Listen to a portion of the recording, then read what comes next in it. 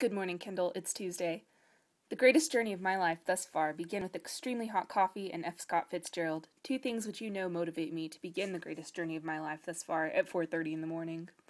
A dark and frigid morning, the beacon of dusk awaiting me in my stunning destination promised that the sun also rises, affirming that this climactic early morning had indeed arrived. My travel companion sat a comfortable distance away, chattering, a phenomena I can only answer it with how.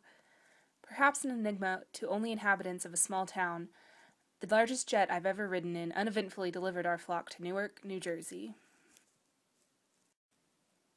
Shortly after, the most terrifying taxi ride of my life carried us to the heart of Manhattan, where the city would enlighten me over the next week of my love of metaphor.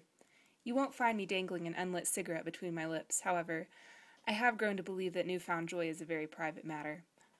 Although joy exists as a primal human goal, we as individuals should exude a slight wariness in the blunt revelation of that which brings it to us. Should it be misunderstood or scorned by someone who simply doesn't understand, that joy could tarnish.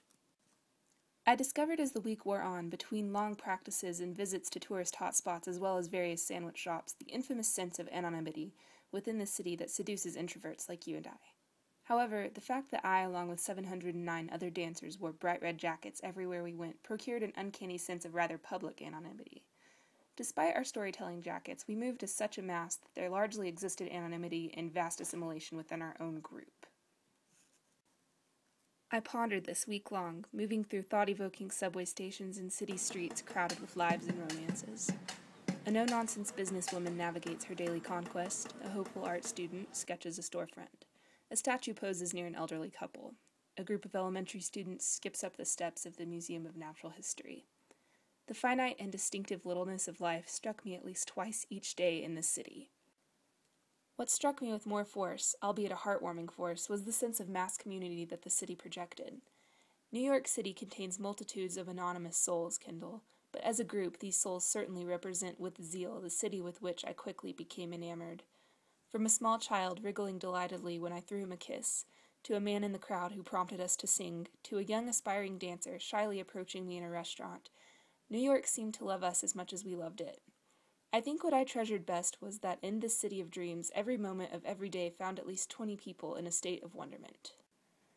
Big lights did indeed inspire me as Alicia Keys promised, but to do what, I'm still not sure. Perhaps to marvel at the clash of culture, of the elite rich walking within inches of the destitute. To acknowledge that the entailments of the word normal vary from mile to mile. To recoil inwardly and let something so much bigger than me crash over me like a wave. America's crown jewel may overwhelm some, but to me it glitters in a mysterious manner which whisks me from discovery to tiny, joyful discovery. Easier it is to sink into the constant humming flow of life in New York City than to cascade into a dream-filled sleep. There, time slips unwittingly into the next moment, a single moment of inspiring astonishment which changes one's very being. Kendall, I'll see you on Thursday.